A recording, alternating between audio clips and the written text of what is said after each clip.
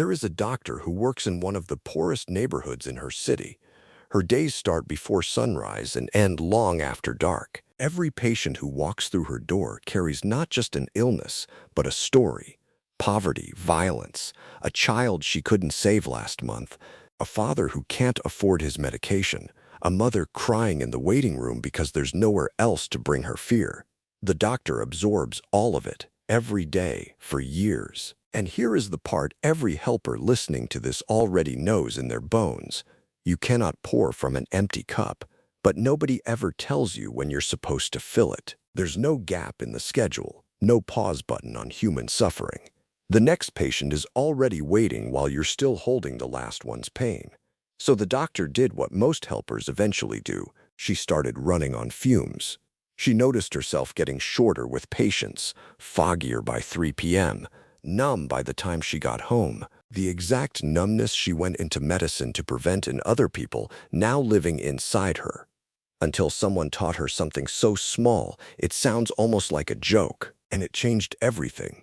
Not by giving her more time, because there was no more time to give. It changed everything by teaching her to see the time she already had. Here is what she learned. Between the parking lot and the hospital door, there are roughly 20 steps. 20 steps, that's it. Not a retreat, not a day off, not even a coffee break. Just the walk from her car to the entrance. A stretch of pavement she had crossed thousands of times without a single conscious thought, already halfway into the next 12 hours before her body had even arrived at the building. She was taught to use those 20 steps completely differently. Instead of walking while already mentally seeing her first patient, already bracing for the day, she was taught to walk only the 20 steps, to feel her foot lift, to feel it land, to breathe in for 2 or 3 steps, and breathe out for 2 or 3 more. To let those 20 steps be the entire content of her awareness, nothing before them, nothing after, just this foot, this breath, this piece of ground. 20 steps, maybe 15 seconds, and she said it became the most important part of her day. Because here is what those seconds actually did. They were not a break from her work. They were the doorway into a different way of being present for it. Walking those steps mindfully, she arrived at the hospital door not as a person already drowning in the day ahead, but as a person freshly landed in her own body, steady, breathing, whole. And that wholeness, not more hours, not more willpower, was what let her meet the next 12 hours without leaking herself out through the cracks. If you are a helper, a doctor, a nurse, a therapist, a teacher, a social worker, a parent holding a household together, anyone whose job is to receive other people's pain all day, you already know the real danger. It was never the hours, it's the leakage, the way your own aliveness quietly drains out of you, unnoticed, while you're busy holding everyone else's. You give attention all day, but when do you receive it? You absorb grief, fear, anger, need, patient after patient, client after client, crisis after crisis, and somewhere in the culture of helping, there is an unspoken rule that says, your job is to be the well, not to drink from it. Helpers are trained, explicitly or not, to treat their own depletion as unprofessional, weak, something to push through. But you cannot give what you do not have. This is not a metaphor. It is a law as physical as gravity. A well that is only ever drawn from and never replenished eventually shows nothing but dry stone. And here is the particular cruelty of it. The people who suffer most from your depletion are usually the people you love most and see last, because by the time you get home, there is nothing left to give the ones waiting for you there. The doctor's 20 steps are not a trick, they are the proof of something larger. Renewal does not require large blocks of free time you do not have. It requires you to stop treating the small gaps in your day as dead space, as mere transition, as nothing, and start recognizing them as exactly what they are. Your only real opportunities to come back to yourself before you are asked, again, to give. Look at your own day and find your 20 steps. They are already there. You just haven't been told to see them. The walk from your parked car to your office door, the 2 minutes the kettle takes to boil, the elevator ride, the short hallway between one patient's room and the next. the moment you close your laptop before opening your phone. These gaps exist in every single day, for every single helper, and almost universally they are wasted, filled instead with the mental rehearsal of what just happened or what's coming next, so that you are never actually in the gap at all. You walk through it already gone. The practice is not complicated, but it is demanding because it asks you to do the opposite of your habit. In that gap, however short, you stop rehearsing and you arrive. You feel your feet.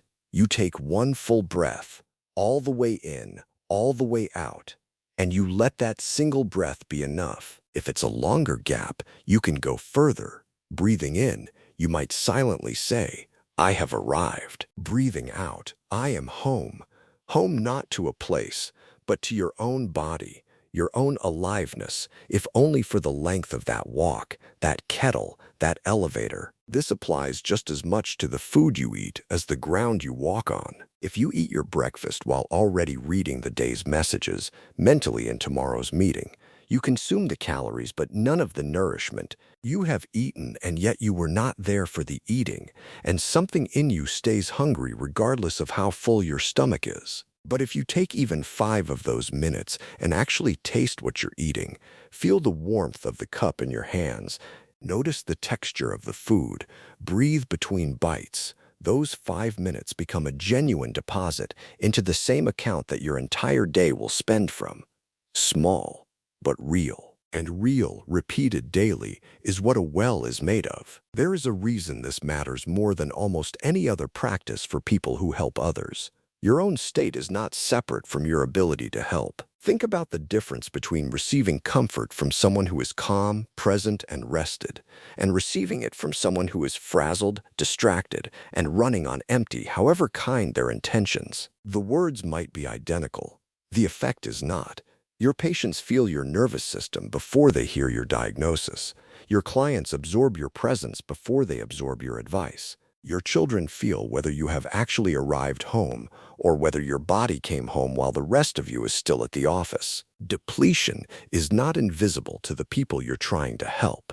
It is, in fact, the first thing they sense. This means the 20 steps are not selfish. They are not stolen time, guiltily taken from people who need you. They are, paradoxically, for the people who need you, because the version of you that walked those 20 steps mindfully has something to offer that the depleted, leaking version simply does not. Presence. And presence, more than any technique, any advice, any expertise, is the actual thing suffering people are starving for when they come to you. You do not need a retreat to access this. You do not need your schedule to change, your job to get easier, or the suffering around you to lessen. You need only to stop wasting the 20 steps you already have. So today, find yours. It might be the walk from your car. It might be the short hallway before your next meeting. It might be the 2 minutes your coffee takes to brew. Whatever it is, notice it exists, and instead of letting your mind arrive there 5 minutes early, dragging tomorrow's worries into today's walk, bring your whole self into those steps instead. Feel your feet. Breathe. Let it be enough, because it is enough.